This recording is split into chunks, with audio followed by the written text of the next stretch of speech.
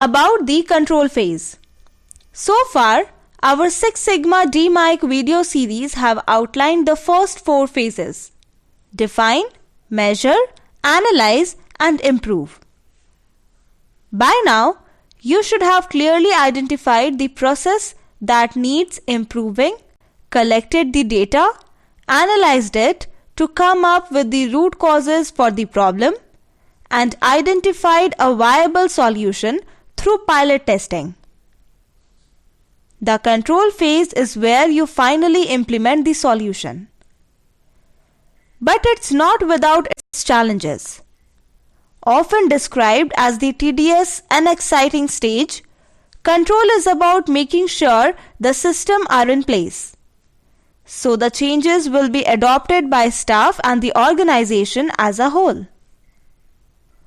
The control phase ensures the solution is properly implemented, documented, measured, and maintained.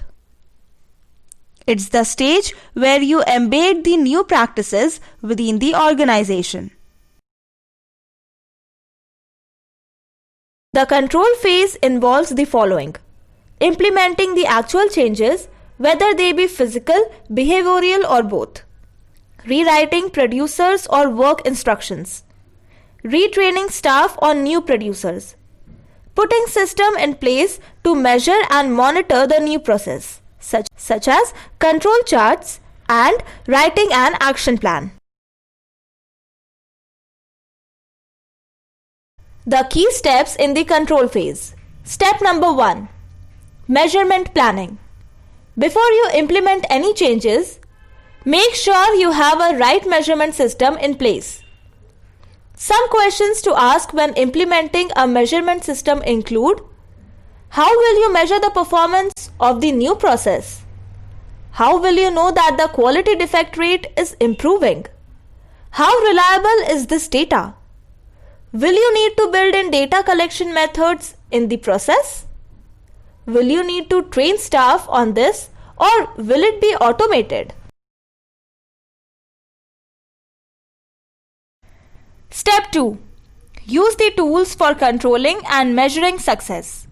Control charts are the most widely used tool in this phase. They monitor process control and stability and can also perform analysis.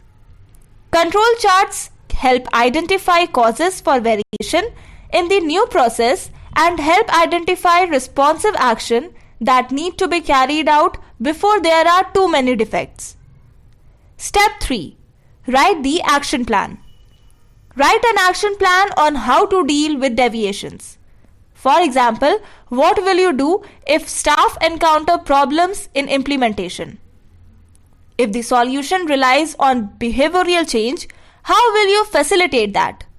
How can managers ensure their staff perform new tasks? The success of the entire Six Sigma program relies on their uptake of the new behaviors. Step 4. Define and adherence to timeframes. This phase is also time-bound. Define an endpoint where the solution should be handed over from the project team to the operating team who run the process. By the end of control, you should have implemented a process improvement that is now business as usual. People involved in the control phase.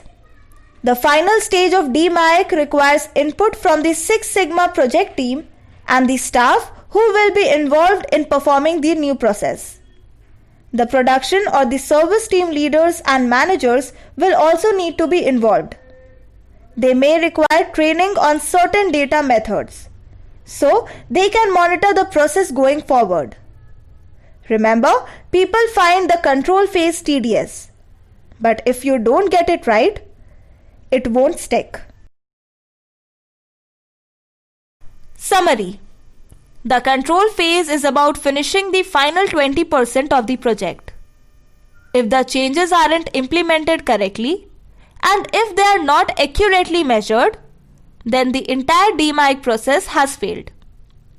The DMAG process should end with having delivered a process improvement, that is, returning savings to the business.